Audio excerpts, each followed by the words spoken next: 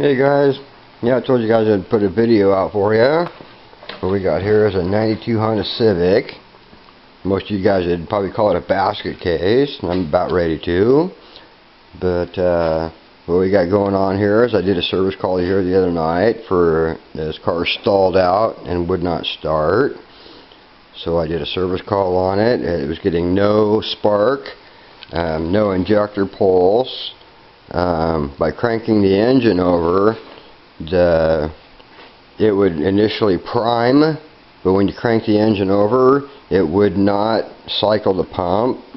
So with no crank sensor on this engine, I was assuming the only thing that could be wrong with this would be the cam signal, because that would cycle the injectors and cycle the pump and all that. Well, as I looked farther at this car, it's been a teenager's car, and what they did is they put a toggle switch in it. So the ignition switch itself had burned out, and rather than buying an ignition switch, they decided to bypass it. Well, what they did is put a cheap plastic toggle switch in here, which when I checked it out, teenager's car, and what they did is they put a toggle switch in this circuit right here. So the ignition switch itself is burned out, and rather than buying an ignition switch, they decided to bypass it. Well, what they did is put a cheap plastic toggle switch in here, which when I checked it out, the toggle switch was burned up. And this circuit right here powers most of the car, powers the computer, powers the distributor, powers most of the car, the power windows, all this. So this is a high load circuit. So the first thing I did is priced out an ignition switch, and at $140 for this, the customer decided not to spend the money for an ignition switch. So he decided to stay with a toggle switch. So I bought another toggle switch and actually hooked it up on a relay to where the relay could handle the load off the circuit rather than putting that load through the toggle. When you turn the key on, you know, you should get a chime, you know, and there's a couple things that power up, and then the dash lights, and then the computer, the pgm.fi. Nothing is being powered up off this circuit. The windows don't work, all that. So the main load is dependent on this toggle switch. Okay, so when I turn the toggle switch on, now we get our lights up, we get our check engine light, we got power windows, everything's powered up. Okay, so I checked the pgm.fi, and it is actually working on this car, which most of them don't. All the solder connections look pretty good. It is powering up like it should, but we still have no spark, and we have no injector pulse. So the only thing without this thing having a crank sensor, the only sensor that this computer can read is out of the distributor, out of the cam sensor. I did pull the distributor out, and I did unplug all the connectors on the module or on the igniter, checked it, checked the coil, checked everything checked out fine. So so we went back to there. So if we crank this engine right now, it is still not receiving an injector pulse, or it's not cycling the pump, it's not firing the coil. I mean, basically the ignition side, everything on the injection side is gone. So what I decided to do, and some of the wires, somebody's been in here and cut some of the insulation back on the wires to run their tests on it. So I mean, the wiring itself has been compromised, and a lot of other things. So that was an issue that I was looking at.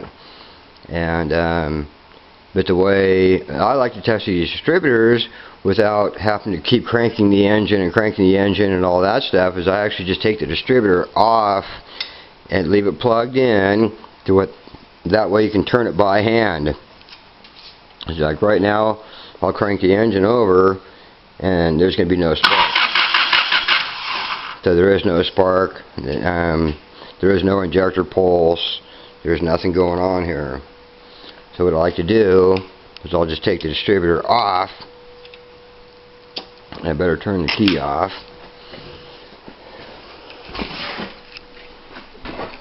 Or the so-called key.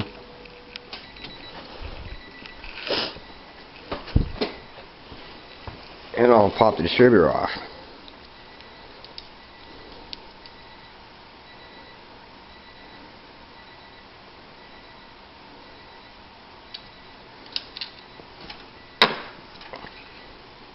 Now, I'll disconnect that. Now, because this distributor has to be grounded in order to function, because you got your coil, you got your pickup, and you got your cam sensor, everything like that. I mean, some of it's grounded through the harness and through your reference wires and all that stuff, but it still has to be grounded in order for that to work. So what I'm going to do, I'll take a pair of jumper cables, and I'm going to hook it to battery negative, so that way we know we got a good battery ground. And we'll hook the other side to the distributor, so that way we know when we power this distributor up, it's got a good ground. Now what I'm going to do is I'm going to turn the key back on.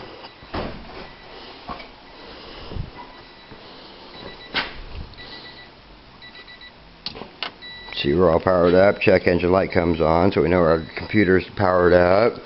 Now everything should be working on that end of it. And what I'm going to do, I'm going to take this and I'm just going to rotate it by hand. Right now we're not hearing nothing. Nothing seems to be working. But as I jiggle this around, and now I'm hearing the fuel pump relay kick on. I'm hearing the pump is cycling.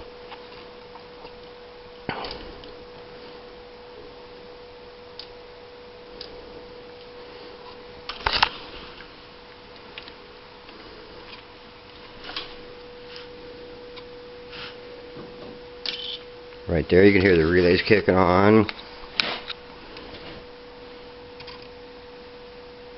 If I move this distributor just right, it'll actually start making spark. So wherever, right there, the fuel pump relay just kicked on. You hear the relays kicking, but still we're not receiving any spark. I'll play with these wires a little bit here.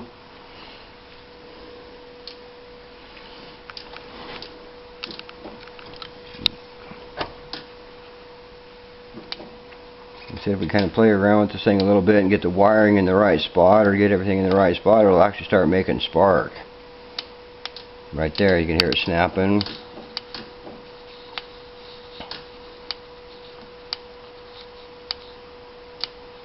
So right now the coil is starting to fire.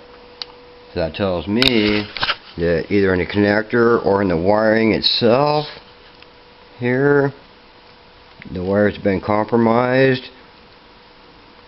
and so it's not receiving any kind of a signal off the computer to turn the pump on, to fire the coil, fire the injectors. I mean, all our 12-volt reference is gone. Even though you can't see it sparking right now, I can hear it sparking.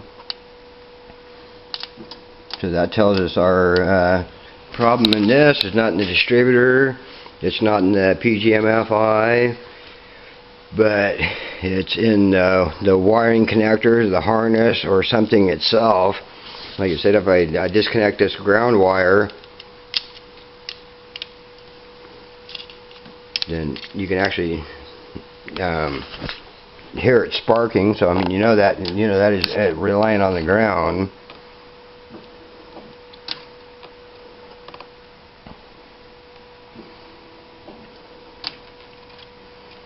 So that's where I'm going to go next. I'm going to go in and check. There's a bad computer ground right here.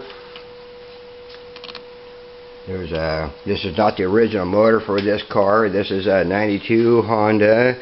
This has a 96, I believe it's a D16Y engine in it.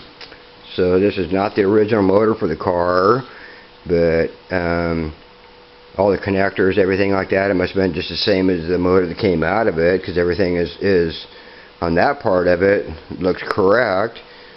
All the connectors and all the grounds, everything like that, are in the proper locations and all that stuff.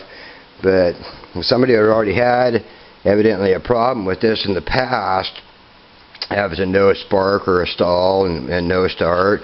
So somebody's compromised the wires by just splicing the wire, cutting the insulation back to run their tests on it. So that's a red flag right there.